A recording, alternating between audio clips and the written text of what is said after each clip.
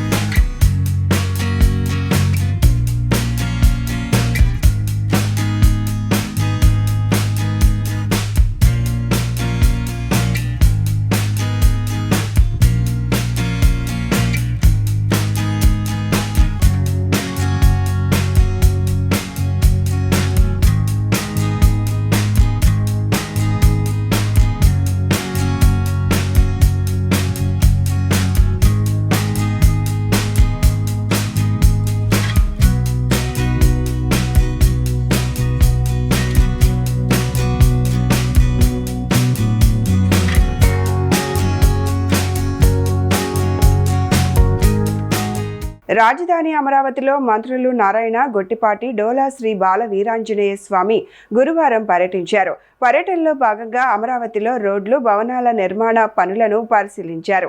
గెస్టెడ్, non గెస్టెడ్ అధికారుల నివాసాలు, iconic టవర్లు, ఎమ్మెల్యే, ఎమ్మెల్సీ నివాసాలు మంత్రులు పరిశీలించారు.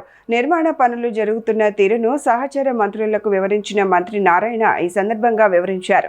అనంతరం మీడియాతో మాట్లాడిన మంత్రులు డోలా శ్రీ బాల వీరాంజనేయ స్వామి, గొట్టిపాటి రవికుమార్, ఎమ్మెల్యే అశోక్ రెడ్డి మాట్లాడుతూ అమరావతిలో జరుగుతున్న అభివృద్ధి పనులు పరిశీలించామని తెలిపారు. మంత్రి నారాయణ ఆధ్వర్యంలో పనులన్నీ అద్భుతంగా జరుగుతున్నాయని తెలిపారు.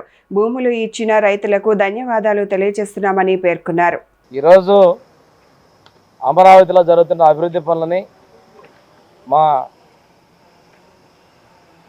ఎంఏయుడి మినిస్టర్ నారాయణ గారు, అదేవిధంగా ఎనర్జీ మినిస్టర్ గొట్టిపాటి రవి గారు, గెద్దలూరు శాసనసభ్యులు అశోక్ రెడ్డి గారు ఉదయం నుంచి జరుగుతున్న పనులు పరిశీలించడం జరిగిందండి. వాస్తవాలు ప్రజలకు తెలియజేయాల్సిన అవసరం కూడా ఉంది. ఈరోజు చూస్తూ ఉంటే 14-19 మధ్యలో మేము చేసినటువంటి పనులను పూర్తి చేసుకున్నాం. ఇప్పుడు మనం ఇక్కడ మాట్లాడుతున్న ప్లేస్ వచ్చేసరి ఎమ్మెల్యే క్వార్టర్స్ అండి. ఇవన్నీ కూడా చాలా చక్కగా వెల్ వెంటిలేటెడ్గా, ఈవెన్ సర్వెంట్ క్వార్టర్స్, ఆఫీసు సరిపోయినటువంటి విశాలంగా నిర్మాణం చేసుకోవడం జరిగింది.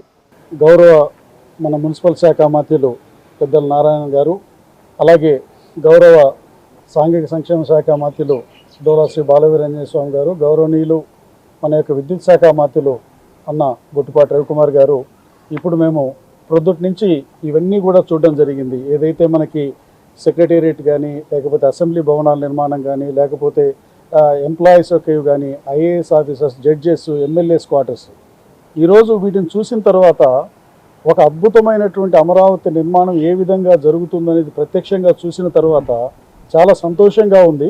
అందరూ కూడా ధన్యవాదాలు. పొద్దున్నుంచి నారాయణ గారితో కలిసి రాజధాని ప్రాంతం అంతా కూడా తిరుగుతూ ఉన్నాము. ఫస్ట్ ఐకానిక్ టవర్స్ ఏ విధంగా పని జరుగుతుంది అనేది కూడా పరిశీలించడం జరిగింది. తర్వాత మన సెక్రటరీ టవర్స్ కానీ, దాంతోపాటు ఐఏఎస్లకు ఇచ్చిన అపార్ట్మెంట్ బిల్డింగ్స్ అన్నీ కూడా పరిశీలించడం జరిగింది. తర్వాత మనకి మినిస్టర్ క్వార్టర్సు, దాంతోపాటు జడ్జెస్కి సంబంధించిన ఇల్లు కానీ, దీంతోపాటు రోడ్లు ఏ విధంగా కనెక్షన్, ఏ విధంగా ఎక్కడి నుంచి ఎక్కడికి కనెక్ట్ అయ్యేది రోడ్స్ కానీ, ఇవన్నీ కూడా పరిశీలించడం జరిగింది. ముఖ్యంగా లాస్ట్కి ఇక్కడ మేము ఎమ్మెల్యే క్వార్టర్స్, ఎమ్మెల్సీ క్వార్టర్స్కి రావడం జరిగింది. అయితే మాత్రం 100% కంప్లీట్ అయిపోయింది. తొందరలోనే జాయినింగ్కి కూడా సిద్ధంగా ఉన్నట్టు కూడా అనిపిస్తుంది. చాలా విశాలంగా చాలా బాగా కట్టడం జరుగుతుందన్నమాట. దాదాపు ఆనాడు 30,000 ఎకరాలు ముఖ్యమంత్రి గారి పిలుపుపైన 30,000 ఎకరాలు ఇవ్వడం జరిగింది. ఆ రోజు నారాయణ గారు వీళ్ళందరూ కూడా రైతుల్ని ఎడ్యుకేట్ చేసి ఏ విధంగా చేస్తామని చెప్పి ఎడ్యుకేట్ చేసి ముందుకు తీసుకురావటం, వాళ్ళ త్యాగ ఫలితం వల్లే వాళ్ళు ఇంత పెద్ద ఎత్తున మనం నిర్మాణం చేస్తున్నాం. తర్వాత వచ్చిన ప్రభుత్వం ఆ రోజు మేమందరం కూడా హైదరాబాద్లో జాయింట్ అసెంబ్లీలో ఉన్నప్పుడు హైదరాబాద్ అసెంబ్లీ ఉన్నప్పుడు రాజధాని అంటే 30,000 ఎకరాలు తగ్గకుండా తీసుకోమని ఆ రోజు జగన్మోహన్ రెడ్డి కూడా అసెంబ్లీలో చెప్పడం జరిగింది. తర్వాత రోజుకు ఒక రకమైన మాట మారుస్తా రాజధాని ప్రాంతం మీద లేకపోతే చంద్రబాబు నాయుడు గారికి మంచి పేరు వచ్చింది అనే దానికోసం ఏదో తిక్కమక్క మాటలు మాట్లాడతా, రోజు ఒక మాటలు మాట్లాడతా. ఒక రోజు 30,000 ఎకరాలు కావాలంటాడు, తర్వాత ఒక రోజు ఏమన్నా ఇక్కడి నుంచి కాదు 3 రాజధానులు ఉండాలంటాడు, మళ్ళీ ఎలక్షన్ అయిపోయిన తర్వాత మళ్ళీ మొదలు పెట్టేసి ఏమన్నా మావిగాని అని చెప్పి రకరకాల కారణాలతోటి రోజు ఒక కాలయాపన చేస్తా జగన్మోహన్ రెడ్డి పిచ్చి సమాధానాన్ని చేస్తూ ఉన్నాడు. జగన్మోహన్ రెడ్డికి కూడా నేను చెప్పేది ఏంటంటే ఒకసారి వచ్చి మీరు కూడా వచ్చి ఈ ప్రాంతంలో ఏ విధమైన అభివృద్ధి జరుగుతుందో చూడాల్సిన అవసరం ఉంది. ఒక రాష్ట్ర పౌరుడిగా మనకు రాజధాని లేని రాష్ట్రంగా మిగిలిపోయాము. దేశం మొత్తం మీద ప్రతి రాష్ట్రానికి రాజధాని ఉంటే మన రాష్ట్రానికి రాజధాని లేదు. ఇవాళ రాజధాని కన్స్ట్రక్ట్ చేస్తుంటే సంతోషపడాల్సింది పోయి జనాన్ని కన్ఫ్యూజ్ చేస్తూ ఉన్నాడు అన్నమాట. ఈ రకమైన కన్ఫ్యూజన్ మారుకోవాలి. రాజధాని అనేది ఏ ఒక్క పార్టీ ఇది కాదు, ఇది ఆంధ్ర రాష్ట్ర తెలుగువాడి గౌరవం నిలబెట్టేదన్నమాట. విద్యార్థుల మానసిక వికాసానికి విద్యాలయాలే తొలి మెట్టు కావాలని జిల్లా కలెక్టర్ సీఎం సాయికాంత్ వర్మ అన్నారు. తాడికొండలోని సాంఘిక సంక్షేమ గురుకులాలను సందర్శించిన ఆయన అక్కడి మౌలిక వస్తువులను పరిశీలించారు. తరగతి గదులు, వసతి గృహాలు, భోజనశాల, మరుగుదొడ్లు, తాగునీటి సౌకర్యం, మురుగునీటి పారుదల, క్రీడా మైదానం తదితర ఏర్పాట్లను పరిశీలించి అధికారులకు పలు సూచనలు చేశారు. జిల్లాలో తొలి దశలో 36 వసతి గృహాలు, గురుకులాలను ఆధునీకరించనున్నట్లు కలెక్టర్ తెలిపారు. విద్యార్థులకు ఆహ్లాదకరమైన, ప్రేరణ కలిగించే వాతావరణం కల్పించేలా భవనాల రూపురేఖలు మార్చాలని, పెయింటింగ్లు, వెలుతురు, గాలి, విద్యుత్ సౌకర్యాలు, క్రీడా మైదానాలు, ప్రహరీ గోడలు, పచ్చదనం వంటి అంశాలకు ప్రత్యేక ప్రాధాన్యం ఇవ్వాలని ఇంజనీర్లను ఆదేశించారు. అలాగే వర్షపు నీటి సంరక్షణకు అవసరమైన నిర్మాణాలు ఏర్పాటు చేయాలని సూచించారు.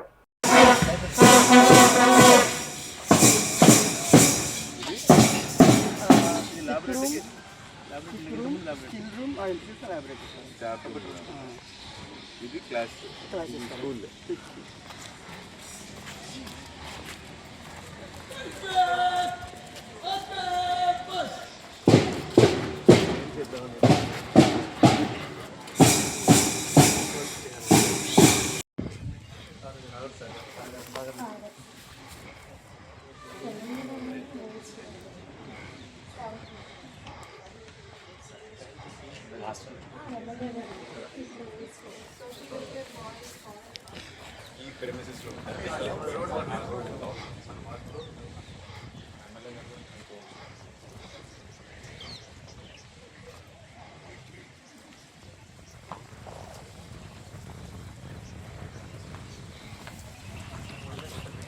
గుంటూరు పశ్చిమ నియోజకవర్గంలోని కృష్ణబాబు కాలనీలో జరిగిన ఘటనపై టీడీపీ, జనసేన మహిళా నేతలు వైఎస్ఆర్ కాంగ్రెస్ పార్టీపై విమర్శలు గుప్పించారు.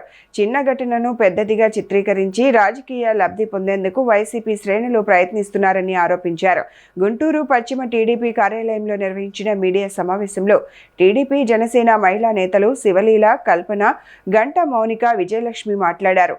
ఘటన జరిగిన వెంటనే బాధితురాలి ఫిర్యాదు మేరకు ఎమ్మెల్యే గల్లా మాధవి స్పందించి చర్యలు తీసుకోవాలని నగరంపాలెం సీఐను ఆదేశించారని తెలిపారు. అయితే సీఐ అలసత్వం వల్ల పరిస్థితి ఈ స్థాయికి చేరిందని, ఆ అంశాన్ని వైసీపీ రాజకీయంగా ఉపయోగించుకోవడం సరికాదని విమర్శించారు.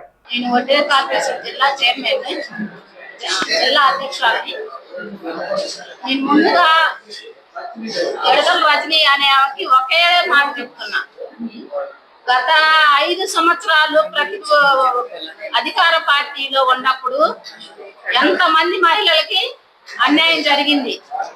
అప్పుడు ఒక్క మహిళ కూడా ముందుకు రాలేదు. అప్పుడు మీరు మహిళలేగా, మహిళలు కాదా? మీ ప్రభుత్వంలో అన్యాయం జరిగినప్పుడు మీరు ఒక్కరికన్నా పరామర్శించడానికి వెళ్ళలేదు. దేనికి వెళ్ళలేదు? అప్పుడు మీరు ఉన్నతమైన పదవుల్లో ఉన్నారు, ఒక మంత్రి పదవిలో ఉన్నారు.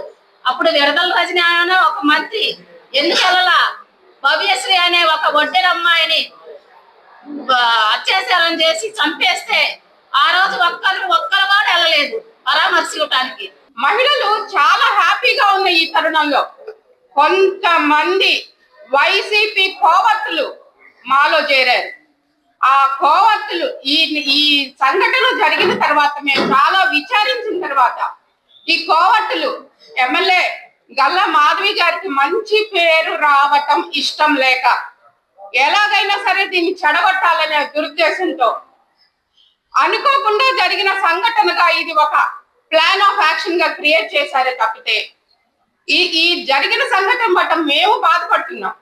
అయితే ఇప్పుడు ఈ ట్రాన్స్జెండర్ అమ్మాయి ఎవరైతే చేసిందో మాధవి అనే అమ్మాయి వాళ్ళ మేనమామ కళ్ళల్లో ఆనందం చూడటం కోసం అత్యుత్సాహం ప్రదర్శించి మీరు ముందు సంస్కారం నేర్చుకోండి. ఇప్పుడు కూడా సోషల్ మీడియాలో మీ వైసీపీ మీ వైసీపీ సైకో బ్యాచ్ అందరినీ తయారు చేసి పెట్టి అసలు మీరు సోషల్ మీడియాలో మహిళా నాయకురాళ్ళని మహిళా ఎమ్మెల్యేలని మీరు ఏ రకంగా అనుచిత వ్యాఖ్యలు చేస్తున్నారు, ఏ రకమైన పోస్టులు పెడుతున్నారు ఈ రోజు కూడా ప్రజలందరూ గమనిస్తున్నారు. మీరు మహిళల గురించి మాట్లాడేది ముందు మీరు నేర్చుకోండి, సంస్కారం నేర్చుకోండి, మహిళలను గౌరవించడం నేర్చుకోండి. ముందు అసలు ఈ సంస్కృతి ఈ సభ్యత మహిళల్ని అగౌరవపరచడము ఈ సంస్కృతి తీసుకొచ్చిందే మీరు ముందు నేర్చుకొని అప్పుడు మాట్లాడండి. మీరు మహిళలు ముందు గౌరవించండి. మీరు ఇలా చేయబట్టే గౌరవించకుండా మీ మహిళలకు భద్రత లేకుండా ఉన్న పరిపాలన మీది కాబట్టి 11 సీట్లకు పరిమితం చేసి మీరు ప్రతిపక్షానికి కూడా పనికి రాకుండా పక్కన కూర్చోబెట్టిన సందర్భం. ఇప్పుడు మీరు చూస్తే గనక వైసీపీ వాళ్ళు ఎప్పుడూ చేసేది శవ రాజకీయాలు. ఎప్పుడు శవం దొరికిద్దా అని ఎదురు చూస్తూ ఉంటారు.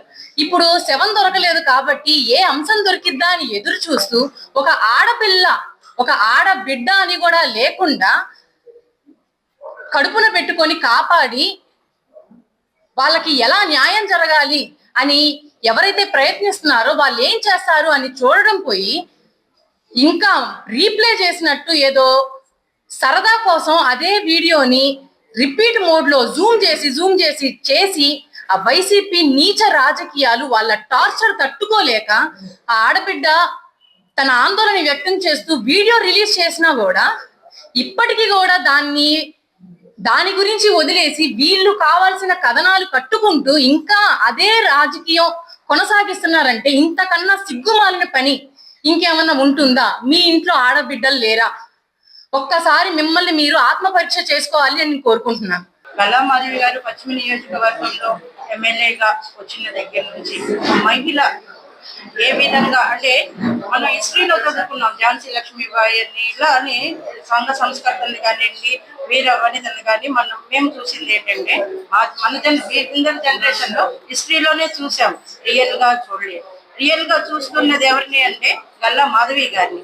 ఆమెకి ఏ చిన్న సమస్య తెలిసినా కూడా మా పోటీ వాళ్ళని అలర్ట్ చేశారు, మీరు వెళ్ళి చూడండి అక్కడ ఏం సమస్య ఉంది అని చెప్పి మా ద్వారా కూడా కొన్ని పనులు చేశారు. ఇవన్నీ కనపడవా? ఒక మహిళ జరిగినది చాలా బాధాకరం. మహిళల కోసం ప్రత్యేకంగా మంగళవారం గ్రీవెన్స్ ఏర్పాటు చేసి మహిళల సమస్యల్ని పరిష్కారం ఎలా చేయాలా అని చెప్పి ఎంతో మందికి ఎన్నో సమస్యలు పరిష్కారం చేసి మాధవి గారు ఎంతో అండగా నిలబడుతున్నారు. ఇలాంటి తరుణంలో ఒక సంఘటన జరిగింది. ఆ సంఘటనని పట్టుకొని వైసీపీ వాళ్ళు పదే బయటికి తీసుకొచ్చి ఆ మహిళల భద్రతని కోల్పోవటానికి ప్రయత్నం చేస్తున్నారు.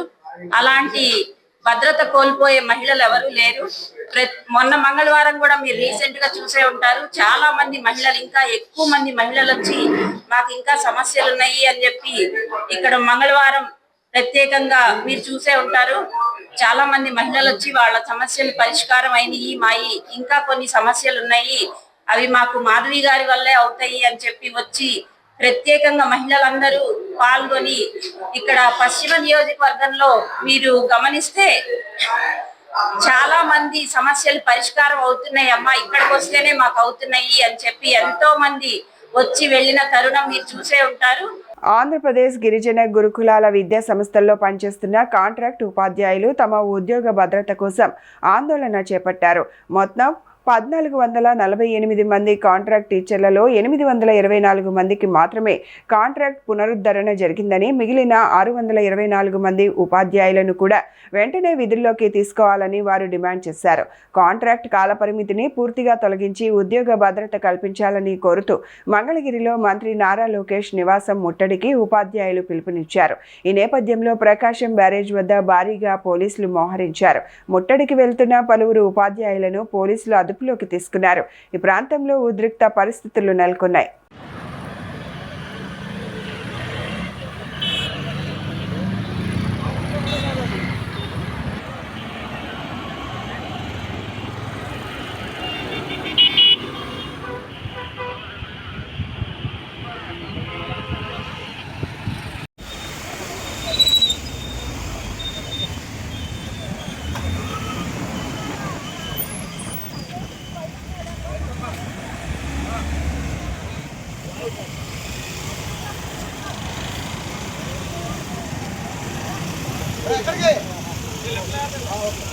పల్నాడు జిల్లా మెప్మా కార్యాలయంలో జూనియర్ అసిస్టెంట్ రోజారావుపై మహిళా ఉద్యోగిని తీవ్ర ఆరోపణలు చేశారు. మహిళా ఉద్యోగులను మానసికంగా వేధిస్తూ అసభ్యకర వ్యాఖ్యలు చేస్తున్నారని మెప్మా ఐబీ పద్మజ ఆరోపించారు. ఉద్యోగుల దుస్తులు, మేకప్, భోజనం వంటి వ్యక్తిగత విషయాలపై అనుచిత వ్యాఖ్యలు చేయడంతో పాటు లంచాలు ఇస్తేనే బయోమెట్రిక్ హాజరు నమోదు చేస్తున్నారని, ఇవ్వని వారి జీతాల్లో అక్రమంగా కోతలు విధిస్తున్నారని ఆమె ఆరోపించారు. హెడ్ ఆఫీస్ సమావేశానికి వెళ్లినప్పటికీ తన వారం రోజుల జీతాన్ని కోత విధించారని, దీనిపై ప్రశ్నించగా దుర్భాషలాడారని తెలిపారు. గతంలో కూడా ఆయన ప్రవర్తనపై ఫిర్యాదులు ఉన్నాయని పేర్కొన్న పద్మజ, మహిళా ఉద్యోగుల గౌరవానికి భంగం కలిగిస్తున్న రోజారావుపై తక్షణమే కఠిన చర్యలు తీసుకోవాలని డిమాండ్ చేశారు. నా పేరు పద్మజ. మెప్మా పల్నాడు జిల్లా ఆఫీస్లో ఐబీగా పనిచేస్తున్నాను. సత్తెనపల్లి సీఎంఎం, చిలుకలూరుపేట సీఎంఎంగా కూడా నేను పనిచేస్తున్నాను. ఇక్కడ ఆఫీస్లో రోసారావు అనే ఆయన జూనియర్ అసిస్టెంట్. ఇక్కడ స్టాఫ్ ఎవరు లేరని ఆయనకి అడ్మినిస్ట్రేటివ్ ఆఫీసర్ ఇన్ఛార్జ్ ఇచ్చారండి మా పీడీ గారు.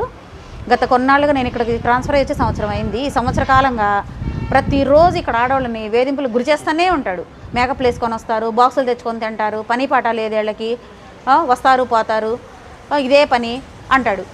కుక్కలాగా వాక్కుంటున్నారా అంటాడు, నోటుకొచ్చినట్టు తిడతాడు.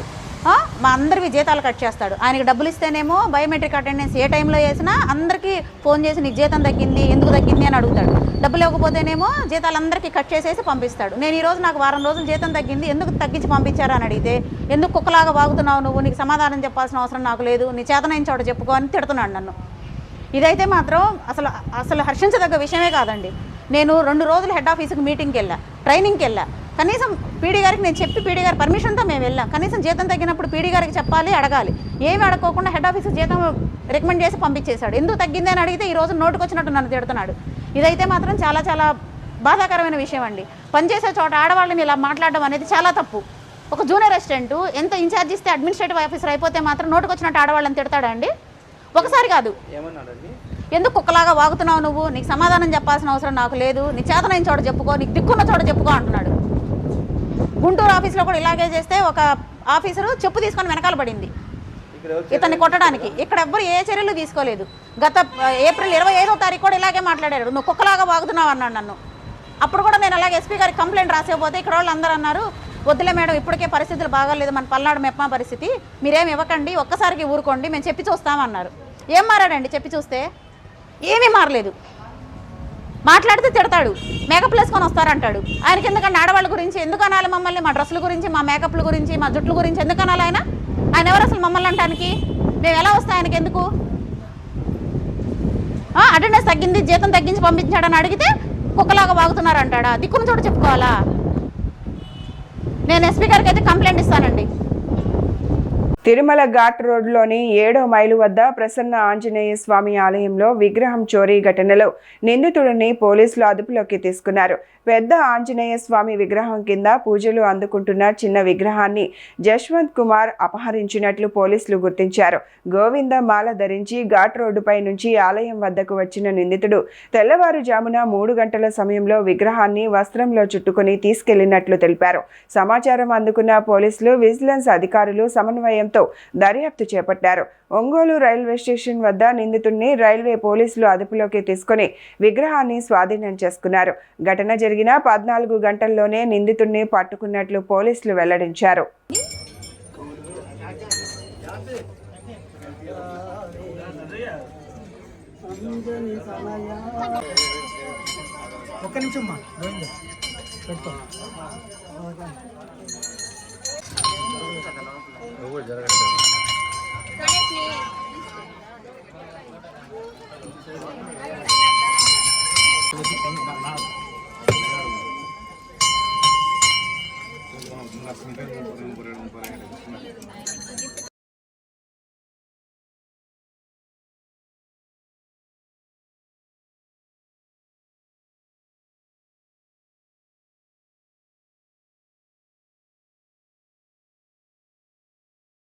డాక్టర్ బిఆర్ అంబేద్కర్ కోనసీమ జిల్లా రావులపాలెం మండలం కొత్త కాలనీలో జరిగిన అనేసాయి హత్య ఘటన బాధిత కుటుంబాన్ని వైఎస్ఆర్సీపీ నాయకులు పరామర్శించారు.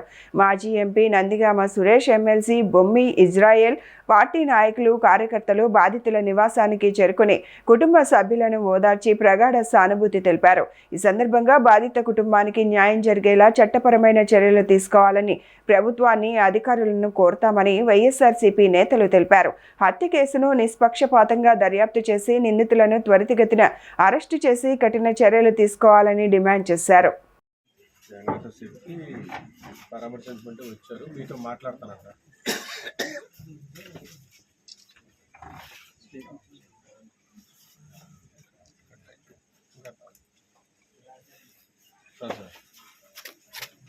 Sir good afternoon sir. బాగున్నా. ఈ కేసుది ఒకసారి కొంచెం లోతుగా ఆలోచించండి సార్. ఒకసారి ఎందుకంటే ఈ పాప వాదన వాళ్ళ అక్క ఎవరైతే ఉన్నారో ఆ పాప వాదన ఎట్లా ఉందంటే, ఒక్కళ్ళు చేస్తే ఇలా జరగదు సార్. ఖచ్చితంగా 4-5 ఉండే అవకాశం ఉంది. ఒక్కడి వల్ల అయితే మా తమ్ముడు చనిపోయే పరిస్థితులు లేవు అసలు. మా తమ్ముడిని కొట్టే ఇది కూడా అతనికి ఉండదు. ఉన్న వ్యక్తి అతను ఒంటరివాడు, మొత్తం అతని మీద నెట్టేసి వదిలేసినట్టున్నారని కనిపిస్తూ ఉంది. అది కొంచెం సీరియస్. ఎట్టి పరిస్థితి ఎక్కడా రాజీ పడద్దు సార్. ఎందుకంటే ఒక ప్రాణం సార్. ఏదైనా దెబ్బ కొట్టి వదిలేస్తే మనం ఏదైనా అనుకుంటారు లేదు, కానీ తల్లిని చూసేవాడు కూడా ఎవరు లేరు సార్. ఆమె డిప్రెషన్లో ఉంది పాపం, చాలా ఇబ్బంది పడుతుంది.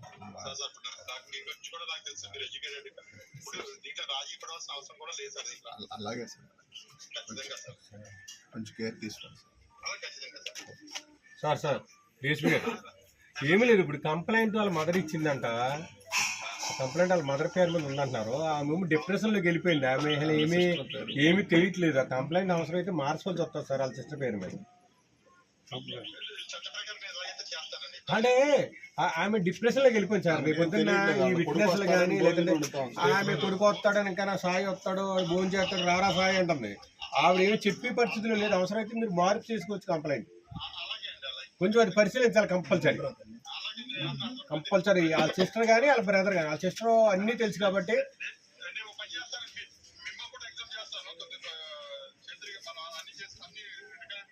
తప్పకుండా మీరు పిలిస్తే నేను ఎనీ టైం వస్తాను. మా ఊళ్ళందరూ ఇక్కడ అందరూ ఉన్నారు, అందరూ వస్తారు. షూర్ సార్, తప్పకుండా. Thank you. శ్రీ భద్రకాళి దేవస్థానంలో నిర్వహిస్తున్న శైకాంబరి నవరాత్ర మహోత్సవాలు 8వ రోజుకు చేరుకున్నాయి. ఈ సందర్భంగా ఆలయంలో ప్రత్యేక పూజలు, ఆరాధనలు వైభవంగా నిర్వహించారు. ఉదయం నిత్యాహ్నిక కార్యక్రమాల అనంతరం అమ్మవారి ఉత్సవ మూర్తులకు కాళీ క్రమాన్ని అనుసరించి ఉగ్రప్రభాదేవిగా, షోడాసి క్రమాన్ని అనుసరించి త్వరితామాతగా అలంకరించి ప్రత్యేక పూజలు నిర్వహించారు. ఉగ్రప్రభా మాతను ప్రత్యంగిరా దేవిగా కూడా ఆరాధిస్తారని ఆలయ ప్రధాన అర్చకులు శ్రీ భద్రకాళి శేషు తెలిపారు. అమ్మవారి అనుగ్రహంతో భక్తుల కోరికలు నెరవేరి సర్వ మంగళాలు కలుగుతాయని తెలిపారు.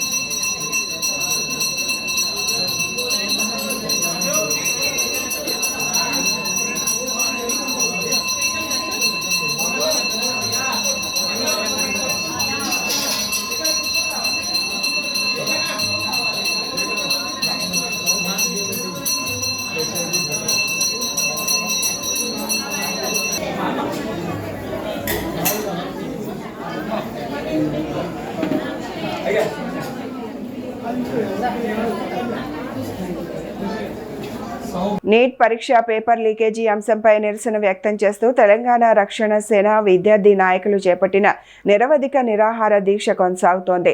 ఢిల్లీలో పార్లమెంట్ ముట్టడికి వెళ్తున్న విద్యార్థులపై పోలీసులు వ్యవహరించిన తీరును నిరసిస్తూ ఉస్మానియా యూనివర్సిటీ ఆర్ట్స్ కాలేజీ ఎదుట విద్యార్థి నాయకులు దీక్షకు దిగారు. దీక్ష చేస్తున్న విద్యార్థి నాయకులను పోలీసులు అదుపులోకి తీసుకుని ఉస్మానియా యూనివర్సిటీ పోలీస్ స్టేషన్కు తరలించారు. ప్రస్తుతం పోలీస్ స్టేషన్లోనే వారు నిరాహార దీక్ష కొనసాగిస్తున్నారు. మరోవైపు కరీంనగర్ శాతవాహన యూనివర్సిటీలోనూ తెలంగాణ రక్షణ సేన విద్యార్థి నాయకులు ఇదే డిమాండ్లతో నిరవధిక నిరాహార దీక్ష చేపట్టారు.